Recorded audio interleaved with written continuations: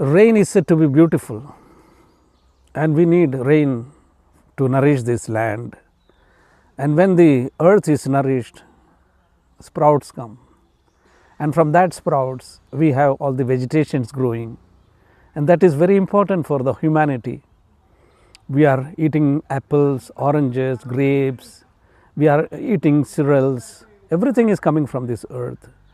And important is this rain.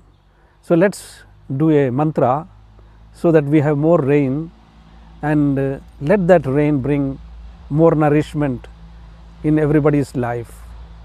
Let there be more greenery, and also let there be more happiness in everybody's life.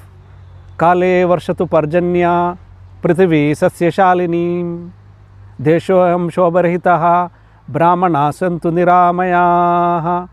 Om Shanti Shanti Shanti. Thank you. Namaste.